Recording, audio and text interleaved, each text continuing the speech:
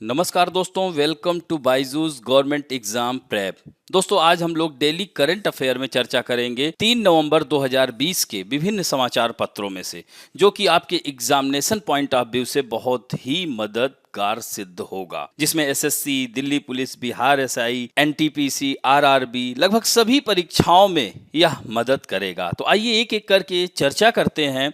आज के राष्ट्रीय मामलों में पहली खबर है 10 पीपल इलेक्टेड अनअपोज्ड इन राज्यसभा। तो दोस्तों, राज्यसभा के बारे में जैसा कि आप लोग जानते हैं कि संसद के 3 अंग होते हैं।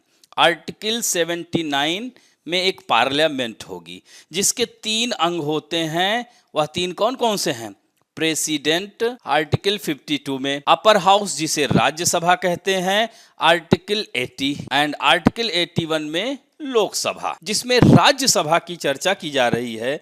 तो उत्तर प्रदेश की 10 राज्यसभा सीटों पर सभी 10 जो उम्मीदवार हैं अनअपोज्ड, निर्विरोध चुन लिए गए हैं, जिसमें से भारतीय जनता पार्टी के 8, सपा और बसपा यानी समाजवादी पार्टी तथा बहुजन समाज पार्टी से एक सदस्य राज्यसभा पहुंचे हैं। और उत्तर प्रदेश के मौजूदा विधानसभा में 395 यानी 395, याद रखिएगा कि भारत में पूछ लिया जाता है प्रश्न कि सबसे अधिक विधानसभा सदस्यों की सीटों की संख्या किस राज्य में है, तो वह उत्तर प्रदेश है।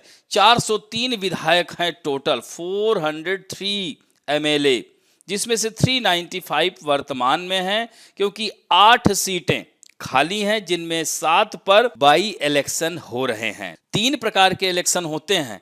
एक होता है उपचुनाव, एक होता है मध्यावधि चुनाव और एक होता है आम चुनाव, यानी general election, mid term election and by election. तो जनरल इलेक्शन जैसे बिहार में इस समय चल रहा है, तो यह अपना कार्यकाल सरकार पूरा की है, तो इसे हम आम चुनाव कहेंगे, सामान्य चुनाव कहेंगे, जनरल इलेक्शन कहेंगे। मिड टर्म इलेक्शन क्या होता है? जब सरकारें अपना विश्वास मत खो देती हैं, यानी सरकार अल्पमत में आ जाती है, वो सरकार गिर जाती है, फिर 6 महीने के अंतराल में चुनाव कराया जाता है, जिसे मिड टर्म इलेक्शन या मध्यावधि चुनाव कहा जाता है। और तीसरा है बाई इलेक्शन। बाई इलेक्शन में क्या होता है कि यदि कोई प्रतिनिधि यानी एमएलए हो या एमपी हो, अगर वह पद पर रहते हुए उसकी मृत्यु हो जाए या त्यागपत्र दे दे या किसी अन्य कारणों से अगर वह पद से हटाया जाता है, तो ऐसे में वह सीट जब खाली होती है तो बाई इलेक्शन कराए जाते हैं। तो इसमें वर्तमान में बीजेपी में 306 विधायक हैं उत्तर प्रदेश में। 9 अपना दल, 3 निर्दलीय विधायकों का समर्थन बीजेपी को हासिल है। वहीं समाजवादी पार्टी को 48 और कांग्रेस के 7, बहुजन समाज पार्टी के 18 और ओम प्रकाश राजभर की पार्टी है, उसमें 4 विधायक हैं। तो इस तरह से बीजेपी के पास अब राज्यसभा में बहुमत यानी 92 सीटें हो गई हैं, जबकि कांग्रेस के पास 38 सीटें हैं, यानी सबसे ज़्यादा बहुमत की बात क्या की जाए कि सबसे ज़्यादा सीटें राज्यसभा में अगर अब भारतीय जनता पार्टी के पास हो गई हैं। और संविधान के अनुच्छेद 80 में 250 सदस्यों की बात की जाती है राज्यसभा। थोड़ा सा राज्यसभा के बारे में जान लीजिए, यहाँ पर हमने दिया हुआ है अबाउट राज्यसभा। इसे अपर हाउस कहते हैं, इसे बुद्धिजीवियों का मंच कहते हैं, प्लेटफॉर्म ऑफ इंटेलेक्चुअल कहते हैं। और 3 अप्रैल 1952 को इसकी स्थापना हुई थी, इसका एस्टैब्लिशमेंट हुआ था। और इसके वर्तमान में चेयरपर्सन जिसे सभापति कहा जाता है, और राज्यसभा का सभापति या चेयरपर्सन कौन होता है?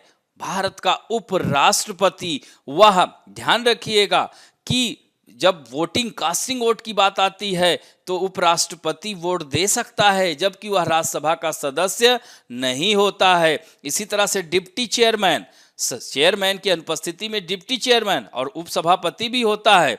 याद रखिएगा, हरवंश नारायण सिंह हैं। और सबसे महत्वपूर्ण बात यह है कि राज्यसभा में उपसभापति के लिए जो 123 सीटों का आवश्यकता होती है, यानी 123 मत मिलने आवश्यक होते हैं, तभी राज्यसभा के उपसभापति का चयन होता है दोस्तों। तो इस तरह से ध्यान रखेंगे, यानी 250 सीटों में यानी 250 सीट्स में 238, यानी अब इसमें देखिए 12 सदस्य 238 क्या होगा, राज्यों और केंद्र शासित प्रदेशों से आएंगे, और 12 सदस्यों को राष्ट्रपति मनोनीत करता है, नॉमिनेट करता है। समझ में आई बात, कौन से, साहित्य, विज्ञान, कला के क्षेत्र के लोगों को। तो इस तरह जैसे सचिन तेंदुलकर, रेखा, ये लोग जो है राज्यसभा में चुन करके आए हैं, मनोनीत होकर के, ध्यान रखिएगा राष्ट्रपति ने मनोनीत किया है। तो यह महत्वपूर्ण हो जाता है। और ये ध्यान रखेंगे कि अनुच्छेद 84 के तहत राज्यसभा के सदस्य की जो उम्र होती है, यानी न्यूनतम आयु 30 वर्ष, जबकि सांसद के लिए क्या होती है, 25, सांसदों में लोकसभा के लिए 25 वर्ष है और राज्यसभा के लिए 30 वर्ष है, ये ध्यान रखिएगा। और इसका कार्यकाल 6 वर्ष का होता है, और राज्यसभा एक परमानेंट हाउस है, इसका विघटन, ये डिसॉल्व नहीं होता है, ये ध्यान रखेंगे दोस्तों। और इसमें महत्वपूर्ण बात है कि हर 2 वर्ष पर, एवरी 2 ईयर, 1/3 मेंबर रिटायर होते हैं। तो यह इतने फैक्ट हैं, इनको ध्यान रखिएगा। सभापति एम वेंकैया नायडू हैं, और उपसभापति कौन है, हरिवंश नारायण सिंह हैं। तो यह याद हो जाएगा। और इसी में लीडर ऑफ द हाउस, यानी सदन का नेता कौन है, बीजेपी की तरफ से थावर चंद गहलोत हैं। और डिप्टी, अब इसमें जैसे leader of opposition Ghulam Nabi Azad, ठीक है, कांग्रेस की तरफ से हैं, जम्मू कश्मीर से आते हैं। तो ये इतने फैक्ट हुए, ध्यान रखिएगा। अब बढ़ते हैं दूसरी महत्वपूर्ण खबर की ओर, satellite to detect drug cultivation in Odisha. दोस्तों उड़ीसा का नाम तो सुना होगा, आगे भी हम मानचित्र में बताएंगे, पहले थोड़ा सा जान लीजिए कि खबर क्या है। तो यहां पर है कि राज्य के दूर दराज के क्षेत्रों में, यानी रिमोट एरियाज में अवैध रूप से भांग की खेती की जा रही है, यानी जिसे मैरिजुआना कहते हैं, कैनाबिस कहते हैं, ध्यान रखिएगा। तो ओडिशा स्पेस एप्लीकेशन सेंटर ने कानून प्रवर्तन एजेंसियों को, ध्यान रखेंगे, सुदूर संवेदन यानी remote sensing and artificial intelligence technology का यूज करके गतिविधियों का पता लगाने में मदद करने का प्रस्ताव दिया है। और ध्यान रखेंगे दोस्तों, उड़ीसा भारत में अग्रणी है मैरिजुआना के उत्पादन में, कैनाबिस के उत्पादन में, ध्यान रखेंगे। और यह जो है भांग का उत्पादक राज्यों में से एक है। और उड़ीसा का यह OSAC पूछ लिया जाए इसका फुल फॉर्म, तो उड़ीसा स्पेस एप्लीकेशन सेंटर। तो इसकी स्थापना 1984 में हुई थी। It is located at Bhubaneswar. कहाँ है, उड़ीसा की राजधानी क्या है, भुवनेश्वर है। तो भुवनेश्वर में स्थापित किया गया था इसको। और इसमें महत्वपूर्ण बिंदु है, आइए देखते हैं उड़ीसा के बारे में। कैपिटल भुवनेश्वर है, वहाँ के चीफ मिनिस्टर नवीन पटनायक हैं, गवर्नर गणेशी लाल हैं, ऑफिशियल लैंग्वेज उड़िया है, यहीं पर हिंदी इंग्लिश में दिया हुआ है। और ये आप देख रहे हैं दोस्तों, यह उड़ीसा है, यह आंध्र प्रदेश को स्पर्श करता है, इधर यह पूरा छत्तीसगढ़ को स्पर्श कर रहा है, इधर ये झारखंड को स्पर्श करता है, और इस तरफ आप पश्चिम बंगाल को स्पर्श करता है। यह ध्यान रखेंगे दोस्तों। जैसे पुरी जगन्नाथ यह प्रसिद्ध है, यहाँ पर आप, ये कटक है, सेंट्रल राइस रिसर्च इंस्टीट्यूट है, ये काला हांडी है, KBK याद रखिएगा, ये बोलनगिरी है, ये काला हांडी है, और यहीं पर ये कोरापुट है। तो यह तीनों ट्रायंगल बनाते हैं, यानी यह सबसे पिछड़े क्षेत्रों में से आते हैं, यहाँ पर गरीबी की दर बहुत ज़्यादा है, यह ध्यान रखेंगे दोस्तों। और उड़ीसा खनिज संसाधन से भरपूर, मतलब कह सकते हैं, यहाँ पर आप देख रहे हैं कि यहाँ पर बॉक्साइट का सबसे बड़ा उत्पादक, और भंडारण में लोहा भी पाया जाता है, कोयला भी पाया जाता है। चूंकि देख रहे हैं झारखंड छोटा नागपुर पठार का दक्षिणी भाग है, केंदुझार, ये सब जो है ये महत्वपूर्ण, सुंदरगढ़ क्षेत्र, झारसुगुडा, ये सब क्षेत्रों में कोयला, लोहा, यह सब बहुत मात्रा में पाया जाता है। और दोस्तों यहीं पर महानदी, ये जो कटक शहर है महानदी के किनारे बसा है, और यहीं पर हीरा कुंड बांध भी बना हुआ है, महानदी पर स्थित है। इसके अलावा बैतरणी और ब्राह्मणी जैसी नदियां भी बहती हैं। और दोस्तों पता होगा महानदी कहाँ से आती है, छत्तीसगढ़ के सिहावा की पहाड़ी से, hills of Sihawa, which is situated in Maikal range, Maikal श्रेणी की चोटी सिहावा की पहाड़ी से निकलती है महानदी, जो कि 857 किलोमीटर लॉन्गेस्ट है। याद हो जाएगा दोस्तों, इतना फैक्ट काफ़ी है। अब बढ़ते हैं next. Lucknow airport in private hands to be operated by Adani group. दोस्तों लखनऊ एयरपोर्ट जिसे अमौसी हवाई अड्डा कहा जाता है, दोस्तों लखनऊ जानते होंगे उत्तर प्रदेश की राजधानी है। इसे नवाबों का शहर कहा जाता है। इसे जो है यहाँ पर नवाबों का शहर आम के लिए प्रसिद्ध है और यह गोमती नदी के किनारे बसा है। याद रखेंगे Gomti, it is situated on the bank of Gomti river. और गोमती रिवर कहाँ से आती है दोस्तों? तो उत्तर प्रदेश में ऐसे आप देखेंगे नेपाल की सीमा, यहाँ पीलीभीत शहर है, पीलीभीत जिला है। पीलीभीत के फुलहर झील से आती है। याद रखिएगा PHULHUR, फुलहर, जिसे क्या कहेंगे फुलहर लेक से यह निकलती है। और ऐसा भी कहा जाता है कि गंगा की कौन सी ऐसी सहायक नदी है जो मैदानी क्षेत्र से निकलती है, वह यही है गोमती नदी दोस्तों। तो लखनऊ शहर गोमती नदी के किनारे बसा हुआ है, याद हो जाएगा। अब इसमें बात आती है निजी हाथों के प्रबंधन को लेकर के। तो यह एयरपोर्ट अब किसको दे दिया गया? अडानी ग्रुप को दे दिया गया और इसको चौधरी चरण सिंह एयरपोर्ट के नाम से जाना जाता है। तो इसमें जो नियम बनाए गए हैं कि शुरुआत के 3 सालों में एयरपोर्ट अथॉरिटी ऑफ इंडिया और निजी समूह के बीच समन्वय बनाते हुए यह हस्तांतरण होगा।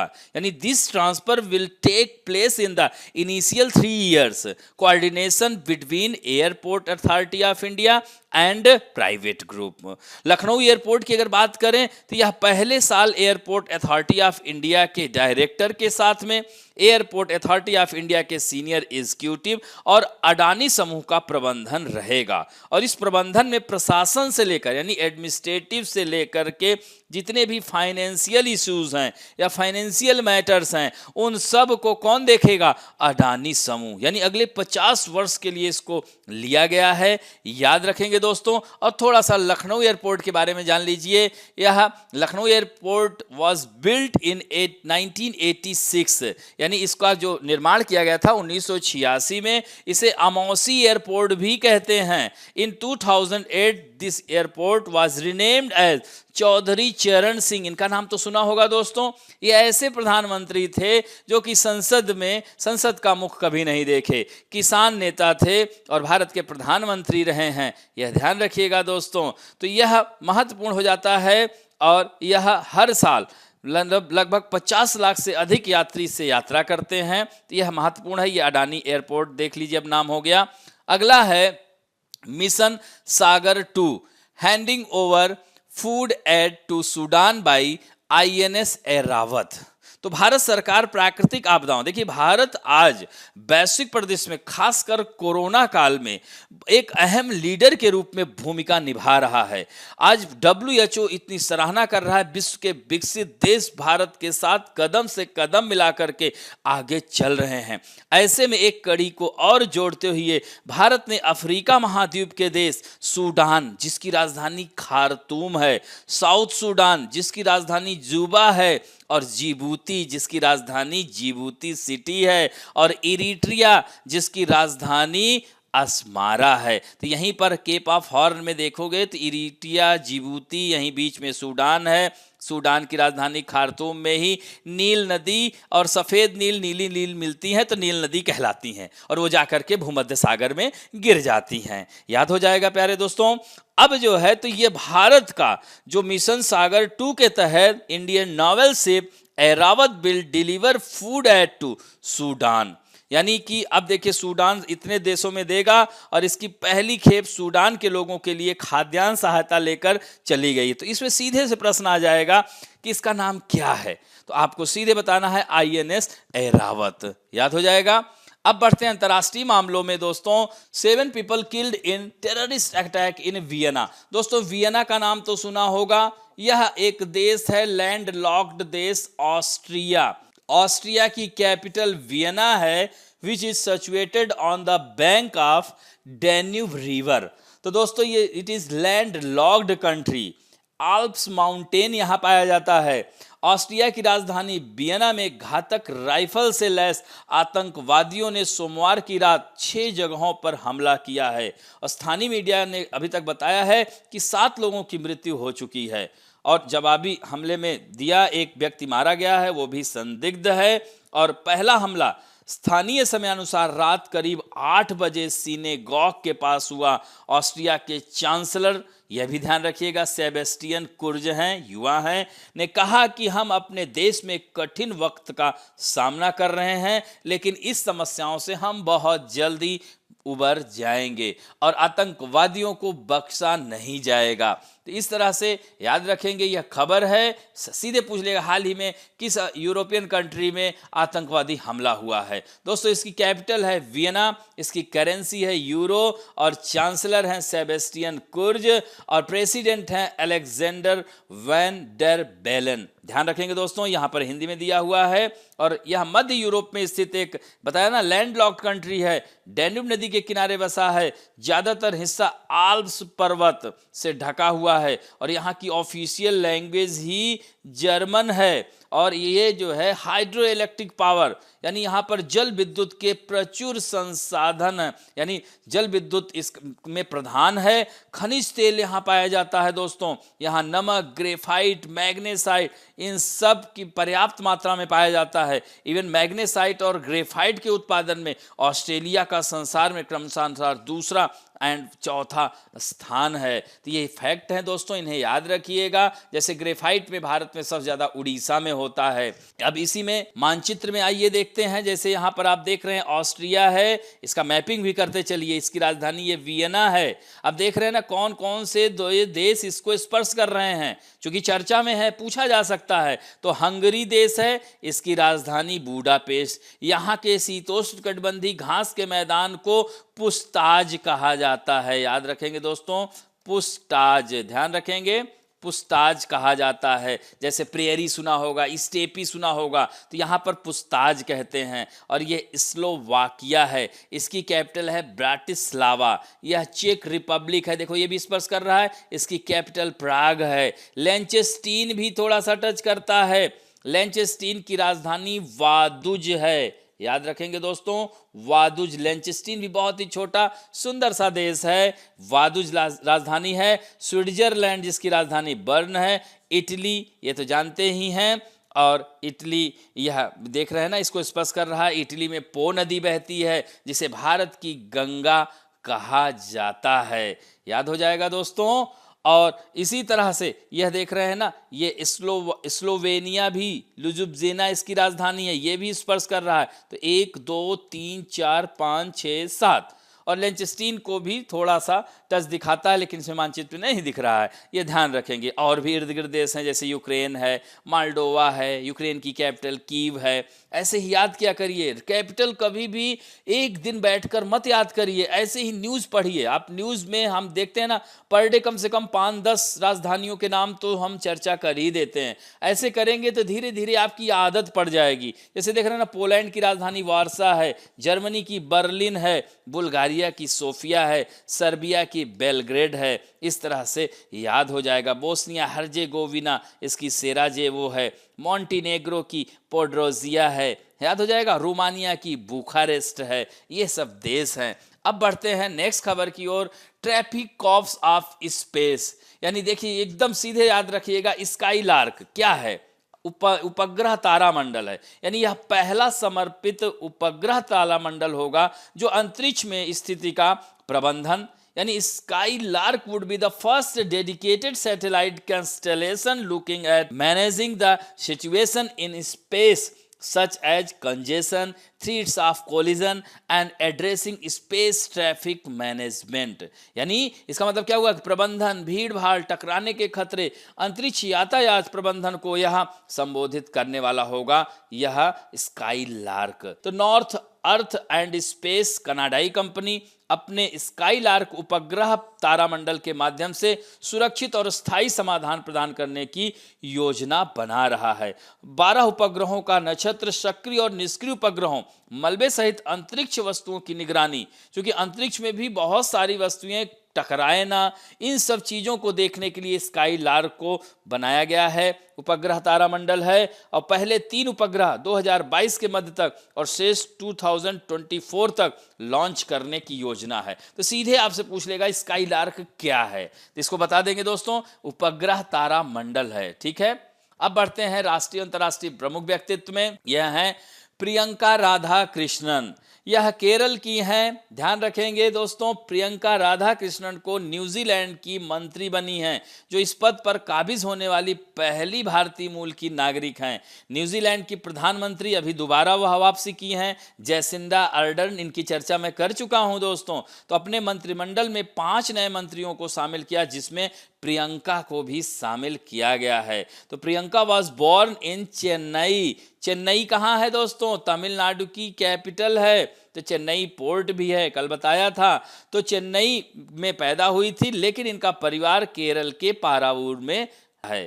तो इस तरह से सिंगापुर में पढ़ाई की, फिर आगे पढ़ाई करने के बाद न्यूजीलैंड चली गई। तो यहीं पर उन्होंने लगातार घरेलू हिंसा, यानी she has consistently voiced women suffering domestic violence and migrant victims of exploitation whose voices are often unheard, मतलब सुनी नहीं जाती थी उनकी आवाजें, उन्होंने अनसुना कर दिया जाता था। लेबर पार्टी की ओर से पहली बार 2017 में वो सांसद सदस्य भी चुनी गई थी, और 2019 में उन्हें जनजातीय समुदायों के लिए मंत्री की संसदीय निजी सचिव नियुक्त किया गया था। अब बात करेंगे बैंकिंग और वित्त संबंधी समाचारों में। Mega boost to regional rural bank, RRB सुना होगा दोस्तों। 1975 में इसका एस्टेब्लिशमेंट किया गया था। Government to infuse 670 crore rupees, यानी ध्यान रखेंगे कि पूंजी आधार को मजबूत करने के लिए केंद्र सरकार ने इन कठिन समय के दौरान कृषि वित्त में उनके महत्व को देखते हुए रूरल बैंक को, यानी क्षेत्रीय ग्रामीण बैंकों को कितना 670 करोड़ रुपया दिया है। तो ये ध्यान रखेंगे दोस्तों, 43 आरआरबी में से विशेष रूप से नॉर्थ ईस्ट और ईस्ट रीजन से लगभग 1/3 नुकसान में है। उन्हें 9% की विनियामक पूंजी की आवश्यकता को पूरे करने के लिए फंड की आवश्यकता है।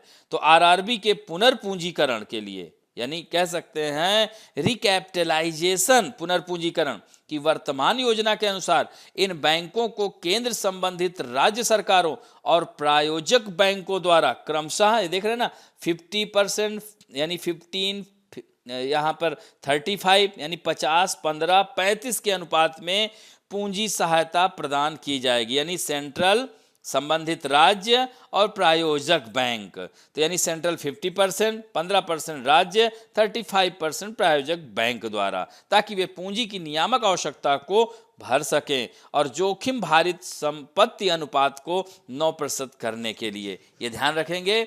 अब इसी में थोड़ा क्षेत्रीय ग्रामीण बैंक के बारे में जान लीजिए कि आरआरबी वित्तीय संस्थान है जो कृषि और अन्य ग्रामीण क्षेत्रों के लिए पर्याप्त ऋण, लोग क्या होता है ग्रामीण बैंक से ऋण लेते हैं, फिर कृषि करते हैं, कृषि से जो अनाज उत्पादन होता है उसको बेच करके फिर वो अपना कर्ज चुकाते हैं। तो दोस्तों, क्षेत्रीय ग्रामीण बैंकों की स्थापना नरसिम्हन वर्किंग ग्रुप 1975 की सिफारिशों के आधार पर की गई थी और क्षेत्रीय ग्रामीण बैंक अधिनियम 1976 के कानून के बाद। तो the first regional rural bank, ध्यान रखिएगा, प्रथम ग्रामीण बैंक 2 अक्टूबर महात्मा गांधी के जन्मदिवस के दिन और लाल बहादुर शास्त्री के 1975 को इसकी स्थापना की गई थी। तो इस तरह से यह एक क्षेत्रीय ग्रामीण बैंक की इक्विटी केंद्र सरकार, संबंधित राज्य सरकार और प्रायोजक बैंक के पास, ये ध्यान रखना, ये भी कभी कभी पूछ लेगा। तो 50% सेंट्रल, 15% स्टेट एंड 35% वह कौन होगा, स्पॉन्सर बैंक होगा। अब बढ़ते हैं पुस्तकें और पुरस्कारों में। Tales of rising Rani, winner of 8 film festival, gets India proud globally, यानी वैश्विक स्तर पर देखा जाए तो भारत का नाम रोशन किया है यह मूवी टेल ऑफ राइजिंग रानी। यह बेटी बचाओ बेटी पढ़ाओ जो प्रधानमंत्री नरेंद्र मोदी का नारा था, उसको यह फिल्म प्रासंगिक बना रही है। देश विदेशों के फिल्म समारोहों में 8 पुरस्कार जीतकर फिल्म टेल ऑफ राइजिंग रानी के ने प्रधानमंत्री नरेंद्र मोदी के बेटी बचाओ बेटी पढ़ाओ अभियान को आगे बढ़ाते हुए पूरी दुनिया में भारत का नाम रोशन किया है। और the film tale of rising Rani, written, directed and edited by Prakash Saini, has been produced by Ashok Kumar Sharma under the banner of Stripe Entertainment LLP। ये ध्यान रखेंगे दोस्तों, वन लाइनर है। और यह film indie meme film festival 53, world fest Houston, London independent film award, world film carnival Singapore, Oneiros film award Italy में पुरस्कार विजेता बनी। वहीं London Greek film festival, Los Angeles film festival award में semifinalist रही। इसके अलावा न्यूयॉर्क सिटी इंडिपेंडेंट फिल्म समारोह, कोलंबिया फिल्म कला महोत्सव, इंटरनेशनल फिल्म फेस्टिवल में भी इसका आधिकारिक चयन हुआ है। तो दोस्तों ये ध्यान रखेंगे इसके डायरेक्टर का नाम क्या है। अब बढ़ते हैं खेल समाचारों में। बहुत ही सरल वन लाइनर, शेन वॉटसन का नाम तो सुना होगा दोस्तों, पूर्वी ऑस्ट्रेलियाई ऑलराउंडर हैं। भारत में आईपीएल में इन्होंने खेला है, कई टीमों के साथ खेला है और शेन वॉटसन ऑलराउंडर क्रिकेटर, ऑस्ट्रेलियाई क्रिकेटर हैं। सभी प्रारूपों से संन्यास की घोषणा कर दी। उन्होंने 2016 में अंतर्राष्ट्रीय क्रिकेट से संन्यास ले लिया था। अब वह सभी प्रारूपों से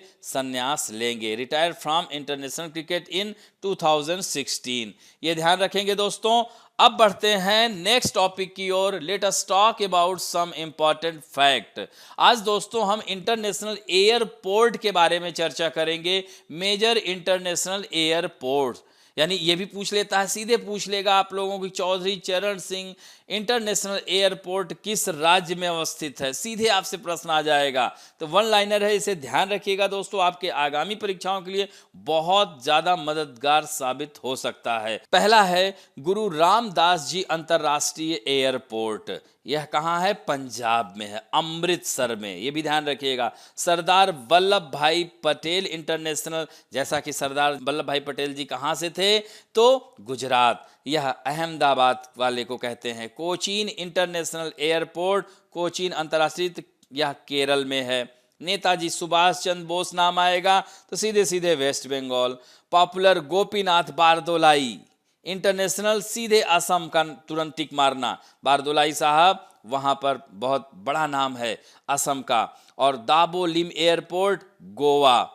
और यहाँ पर चेन्नई अन्ना इंटरनेशनल एयरपोर्ट, यहाँ पर देख रहे हैं चेन्नई तमिलनाडु, अन्ना अंतर्राष्ट्रीय हवाई अड्डा कहाँ है? चेन्नई में है। छत्रपति शिवाजी अंतर्राष्ट्रीय एयरपोर्ट मुंबई। और इंदिरा गांधी इंटरनेशनल एयरपोर्ट, ये तो सुना ही होगा दोस्तों, दिल्ली पालम। अगला है, अब इसमें देखिए मानचित्र में देखते हैं, लेकिन एक एक करके, जैसे चेन्नई की हमने बताया, दाबोलिम देखिए बताया, यहाँ पर ऐसे ही इसको कर लीजिए, छत्रपति शिवाजी को बताया, और इसी तरह से अहमदाबाद हम लोगों ने चर्चा की, और इसी तरह से अमृतसर में, अमृतसर ये है देखिए रामदास इंटरनेशनल एयरपोर्ट और इंदिरा गांधी इंटरनेशनल एयरपोर्ट। ऐसे ही मैं इसको कर दे रहा हूं और इसको आप आगे इससे लिख लीजिएगा। अब इसमें जैसे हमने किसका किसका का नाम ले लिया, देख रहे हैं ना, गुरु रामदास हो गया, सरदार वल्लभ भाई पटेल हो गया, कोचीन अभी करना है, सुभाष चंद्र बोस, गोपीनाथ बारदोलाई। अब देखिए सुभाष चंद्र बोस यहाँ पर है कोलकाता में, ये देख रहे हैं ना कोलकाता, और गुवाहाटी में है गोपीनाथ बारदोलाई, और केरल में है कोचीन एयरपोर्ट। यहाँ पर आप देखिए कोचीन एयरपोर्ट यहीं पर, यहाँ पर। तो ऐसे ही सारे पॉइंट को इसको अपने हाथ से पेंसिल से बना करके ब्लैंक पेज पर, इससे क्या होगा कि आपको भूलेगा नहीं, उत्तर से दक्षिण पूरब से पश्चिम लगाने को भी आ जाए तो गलत नहीं करिएगा। तो इस तरह से दाबोली में बता दिया, छत्रपति शिवाजी टर्मिनल, सारे हो गए। अब आगे की बात करते हैं राजीव गांधी इंटरनेशनल एयरपोर्ट हैदराबाद। हैदराबाद किस नदी के किनारे बसा है? मूसी नदी के। बिरसा मुंडा इंटरनेशनल एयरपोर्ट रांची में है। गया एयरपोर्ट बिहार में है। कैंपे गौड़ा इंटरनेशनल एयरपोर्ट बेंगलुरु में है। अमौसी, जिसे चौधरी चरण सिंह कहा जाता है, लखनऊ में है। तो ये 1 2 3 4 5, आइए एक एक करके देखते हैं। Rajiv Gandhi international airport Hyderabad. बिरसा मुंडा अंतरराष्ट्रीय, अब बिरसा मुंडा कहाँ के थे? मुंडा जनजाति कहाँ पाई जाती है? झारखंड में। तो मुंडा जनजाति झारखंड में, तो यहाँ पर आप देख सकते हैं रांची हो गया, ठीक है, हैदराबाद, रांची। और तीसरा जो हम लोगों ने चर्चा की थी वह है कैंपेगौड़ा, यानी कर्नाटका। तो कैंपेगौड़ा ये बेंगलुरु हो गया। फिर उसके बाद आइए चौथा अमौसी। अमौसी मैंने बताया था ना, चौधरी चरण सिंह, अभी न्यूज में बताया था, अडानी समूह को दे दिया गया, तो ये लखनऊ हो गया। इसी तरह से वाराणसी में भी है लाल बहादुर शास्त्री। उसके बाद जयपुर अंतर्राष्ट्रीय विमान क्षेत्र, यानी सवाई मान सिंह इसको कहते हैं इंटरनेशनल एयरपोर्ट राजस्थान में। तो राजस्थान में ये देख सकते हैं। जयपुर कहाँ है, ये दिख रहा है। नेक्स्ट है इसके बाद देवी अहिल्याबाई। देखो दोस्तों हमने सारे नहीं लिए हैं, टोटल 26 हो गए हैं। जो 26वां बना है यही है देवी अहिल्याबाई। और ये कहाँ है, इंदौर में है। इंदौर कहाँ है, मध्य प्रदेश में है, ये देख सकते हैं। और यहाँ पर ये इंदौर दिख रहा है। अब इसके बाद इम्फाल, इम्फाल मणिपुर की राजधानी है। इम्फाल यहाँ पर आपको दिख रहा है, ये इम्फाल है। और श्रीनगर कहाँ है, यहाँ पर है। नेक्स्ट है इसके बाद लाल बहादुर शास्त्री, मैंने बता ही दिया था। वाराणसी और वीर सावरकर दोनों की चर्चा कर लेते हैं। वाराणसी लाल बहादुर शास्त्री मैंने बताया था, वीर सावरकर पोर्ट ब्लेयर। वीर सावरकर को यहीं अंडमान जेल में डाला गया था, इसीलिए उस एयरपोर्ट का नाम वीर सावरकर इंटरनेशनल एयरपोर्ट रखा गया। तो दोस्तों ये इतने एयरपोर्ट की चर्चा किया, लेकिन टोटल 26 इंटरनेशनल एयरपोर्ट हो गए हैं। अब आते हैं हम लोग आपके सेक्शन में, जो कि लगातार बहुत ही अच्छा उत्तर दे रहे हैं, लेकिन हमारे कुछ बच्चे हैं, मैं उनका नाम नहीं लूँगा। आपको पहले भी बताया हूं कि मैं अपने बच्चों का नाम नहीं लूँगा कि वो नहीं बता पाए। मैं ये जानता हूं कि आप सब बहुत अच्छे हैं, बस जल्दबाजी में गलतियां कर रहे हैं। जैसे मैंने तूतीकोरिन बंदरगाह बताया था मानचित्र में भी, और मैक्सिमम लोगों ने, किसी ने, ज़्यादा लोगों ने तो तमिलनाडु ही बताया है, मैं ऐसा नहीं कहता हूँ। कुछ लोगों ने जल्दबाजी में गलती कर दी है, आंध्र प्रदेश बताया है, किसी एक ने केरल ही बताया है, किसी ने गोवा भी बता दिया है दोस्तों। तो यह तीनों नहीं होगा। तूतीकोरिन यहाँ है, वीओ चिदम्बरनार इसका नाम हो गया है। तो आज भी वही बात आती है, बहुत सारे नाम, हितेश स्वामी, एकता पटेल, मिली, सुनील पाठक, सूरज उपाध्याय, सुदीक्षा, गौरव कुमार झा, प्रेरणा, विक्की, धनंजय, ज्ञान रंजन साहू, अजीज अंसारी, अक्षकांत साहू और आदित्य चैरवाल, स्वाति मोनिका, राफत प्रवीण, गोलू, ऐश्वर्या और शर्मिष्ठा रावत, कविता भाटी, इस तरह से सुशील सिंह, संतोष कुशवाहा जी ने भी उत्तर बहुत पहले दिया है। तो इस तरह से लगभग सभी छात्रों ने हमारे उत्तर दिया है।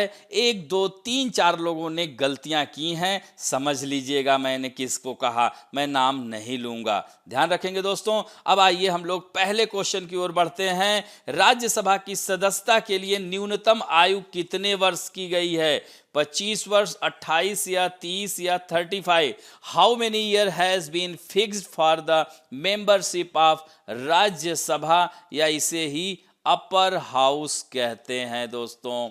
अगला है क्वेश्चन कि हाल ही में हुए राज्यसभा चुनाव में उत्तर प्रदेश से कितने सदस्य निर्विरोध अनअपोज्ड चुने गए हैं, 8, 9, 10 या 11? नेक्स्ट है उड़ीसा स्पेस एप्लीकेशन सेंटर कहाँ अवस्थित है, where is Orissa space application centre located, Cuttack, Bhubaneswar, Koraput, Ganjam. Next है अमौसी अंतर्राष्ट्रीय विमान यानी एयरपोर्ट को किस नाम से भी जाना जाता है, लाल बहादुर शास्त्री, चौधरी चरण सिंह, भीमराव अंबेडकर या राजीव गांधी इंटरनेशनल एयरपोर्ट।